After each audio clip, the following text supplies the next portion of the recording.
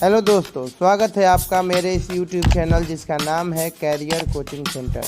दोस्तों, आज मैं हाजिर हूँ एक नए टॉपिक के साथ और ये है 12th क्लास का अंग्रेजी का एक चैप्टर पोयम जिसका नाम है द सोल्जर और इसके लेखक है रूपर्ट ब्रूक। तो चलिए देखते हैं कि रूपर्ट ब्रूक क्या कहते हैं। और हाँ, ऐसे लोग जो अभी तक से जिन्होंने मेरा चैनल सब्सक्राइब नहीं किया है वो प्लीज़ मेरे चैनल को सब्सक्राइब कर लेंगे, अपने दोस्तों के साथ शेयर करेंगे। चलिए बढ़ते हैं हम अपने स्क्रीन की तरफ और देखते हैं द सोल्जर के बारे में। तो हे दोस्तों, हम आ गए हैं अपने बुक की तरफ, स्क्रीन की तरफ।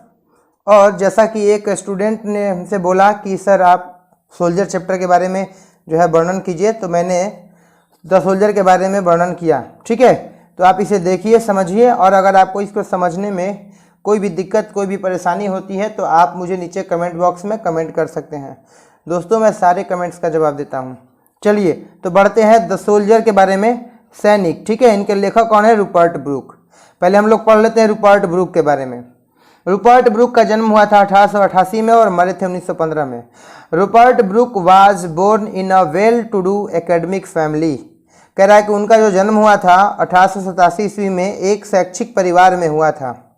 His father was a house master at Rugby school. वे उनके पिता जो थे वो हेडमास्टर थे रग्बी स्कूल के। Where Rupert Brooke was educated before going to King's college Cambridge. कह रहा है कि रूपर्ट ब्रूक जो है किंग्स कॉलेज कैम्ब्रिज में जाने से पहले वो उसी रग्बी स्कूल में पढ़ते थे, यानी अपने पिता के अंडर में ही रह करके वो पढ़ाई करते थे। आगे बढ़ते हैं।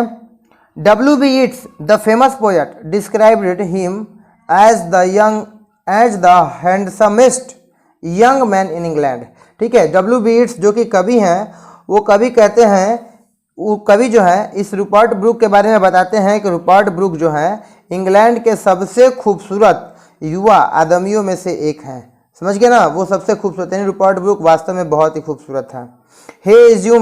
He assumed a symbolic role that eventually turned into a myth of young and beautiful fallen warrior। ठीक है, ये खुद को मानते थे, he assumed मानते थे, खुद को एक सिंबॉलिक रोल के रूप में मानते थे, और कह सकते हैं और जो है यह है ब्यूटीफुल फॉलन वॉरियर। ठीक है, और जो है यह एक क्या कहते हैं, यह एक योद्धा के रूप में जो है ये गौरवान्वित हुए थे। ठीक है, यह एक योद्धा के रूप में गौरवान्वित हुए थे। और आगे बढ़ते हैं कि ही कहता है कि he died of septicaemia on April 23, 1950 off the island of Lemnos in the इग्नेस on his way the battle of Gallipoli. ठीक है, तो कह रहा है कि इनका जो मृत्यु हुआ था स्पेक्टिमिया के कारण हुआ था, और स्पेक्टिमिया जो है ये एक घाव की सड़न है, या फिर ये कह सकते हैं कि यह ब्लड पॉइजनिंग होता है। ठीक है, जो खून में जो पॉइजन बन जाता है। तो मैं बता देना चाहता हूं कि 17 अप्रैल के दिन, जो ये 25 अप्रैल को इनकी मृत्यु हुई थी, तो 17 अप्रैल के दिन जो है यह एक द्वीप जिसका नाम था स्काइरोस द्वीप, उस पे ये जहाज के रूप में जा रहे थे। ठीक है, और ये युद्ध में थे, मैंने बताया ना अभी, यह एक जो है बैटल के लिए युद्ध में शामिल भी हुए थे, ये युद्ध में शामिल भी हुए थे रूपर्ट ब्रूक। तो ये जो कह रहा है कि इनका जो है मृत्यु तो स्काइरोस द्वीप पर जो है 17 अप्रैल के दिन वे जो है जहाज पे जा रहे थे। उनकी तबीयत पहले से ही खराब थी, लेकिन उसके बाद जो है उनको एक कीट काट लेता है, कोई एक कीड़ा काट लेता है, और उस काटने की वजह से उनके शरीर में जो है पॉइजन फैल जाता है और 23 अप्रैल 1915 को मर जाते हैं वो। ठीक है, Brooke is remembered as the war poet. कवि को जो है, यानी ब्रूक को जो है वार पोएट के रूप में जाना जाता है। Who inspired patriotism in the early phase of the first world war. प्रथम विश्व युद्ध के बाद जो है उन्हें अपने देश के प्रति राष्ट्र प्रेम जगा। ठीक है, और कहता है his reputation chiefly rests on 5 war sonnet on which the soldier is undoubtedly the best and the most anthologised. कह रहा है कि इनका जो प्रमुख किताब का जो संग्रह है, जो सोनेट है, 14 पंक्तियों की जो कविता है, वो है द सोल्जर। ठीक है, और द सोल्जर जो है उसमें निसंदेह कह सकते हैं कि यह एक बहुत ही बेस्ट और यह एक बहुत ही अच्छी किताब है। ठीक है, और उनके संग्रहों का यह सबसे बेस्ट किताब है। चलिए हम लोग आगे बढ़ते हैं क्वेश्चन की तरफ। क्वेश्चन क्या है कि why do countries go to war. जो कोई देश है वो क्यों युद्ध करने के लिए जाता है, वार में क्यों जाता है। Are the soldiers happy about it. कह रहा है कि जो भी देश है वो दूसरे देशों से युद्ध करने के लिए क्यों जाता है, और जब वो जाता है तो क्या उसके जो सोल्जर होते हैं क्या वो हैप्पी होते हैं, खुश होते हैं इस चीज़ से। आगे बढ़ते हैं। The role of Indian army in the development of our country, यानी कह रहा है कि इंडियन आर्मी का क्या योगदान है हमारे देश के डेवलपमेंट में। ठीक है, तो इसमें कोई संदेह नहीं है कि कितना बड़ा रोल है।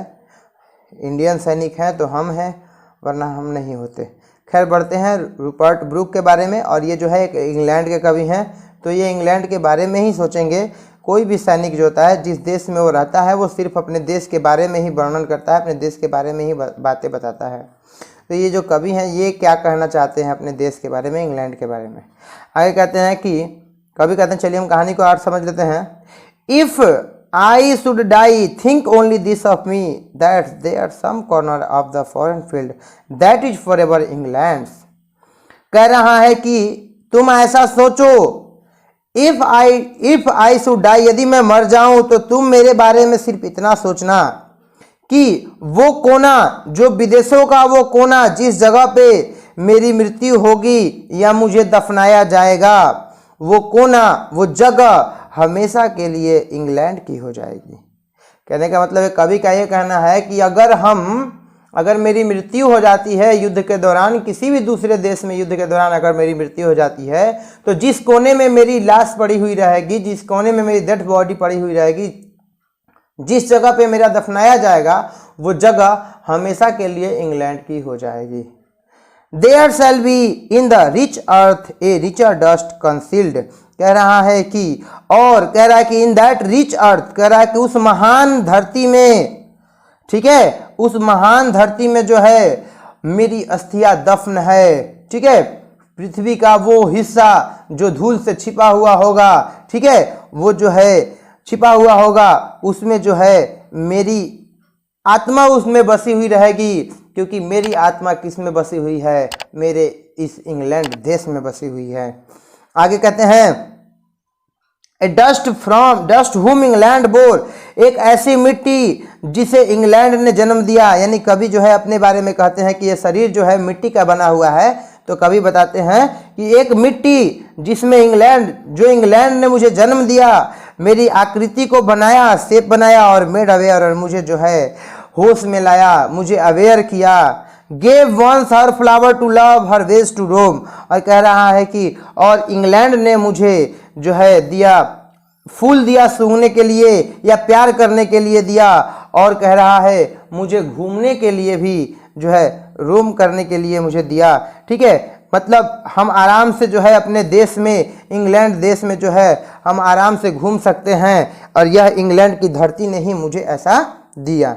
ठीक है, देखिए कहने का मतलब यह है कि कोई भी व्यक्ति जो है अपने देश में स्वतंत्र रूप से घूम सकता है, कहीं पर भी जा सकता है, आ सकता है, लेकिन अगर आपको अपने देश को छोड़कर किसी दूसरे देश में जाना हुआ तो आपको वो झंझट लेना पड़ेगा, पासपोर्ट लाओ तो वीज़ा लाओ तो ये लाओ तो वो लाओ। ठीक है, तो यही कवि का कहना है कि इंग्लैंड ने मुझे आराम से घूमने के लिए दिया।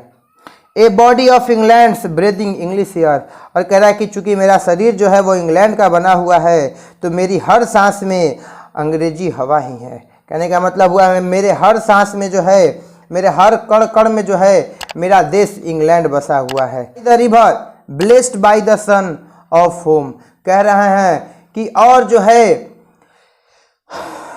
इनकी नदियों में मैंने अपने शरीर को धोया, और कह रहा है उस सूर्य के प्रकाश में, उस सूर्य के प्रकाश में, उस सूर्य का प्रकाश का और उस पानी का, उस नदी की पानी का मैंने आनंद उठाया।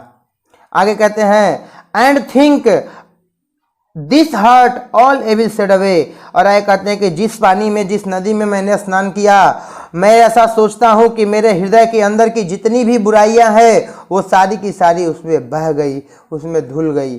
समझ में आ गया?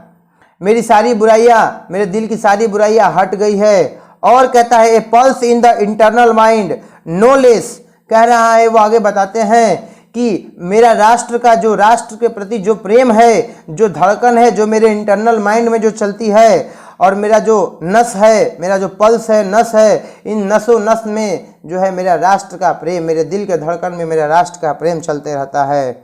Give somewhere back the thought by England given, ठीक है। और ये जो है जितनी भी चीज़ें जो मुझे दी गई है वो किसने मुझे दिया है, तो मुझे इंग्लैंड ने दिया है। आगे कहते हैं her sight and sound dreams happen as her day and laughter learn of friend and gentleness in hearts in peace at peace under the England heaven. ठीक है। आगे वो कहते हैं उनका देश जो है, उनका यानी देश का जो आवाज़ है, जो देश का जो आवाज़ है, उनकी जो दृष्टि है, ठीक है, उनके जो सपने हैं, ठीक है।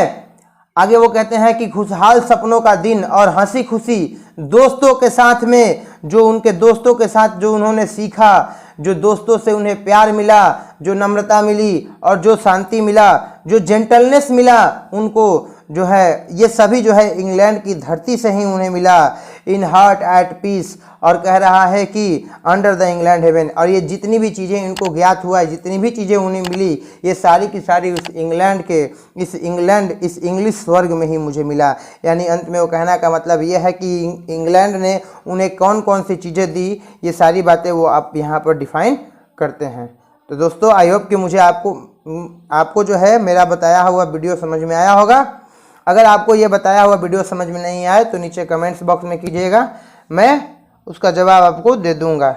चलिए मिलते हैं अगले दिन किसी नए टॉपिक के साथ, तब तक के लिए जय हिंद जय भारत।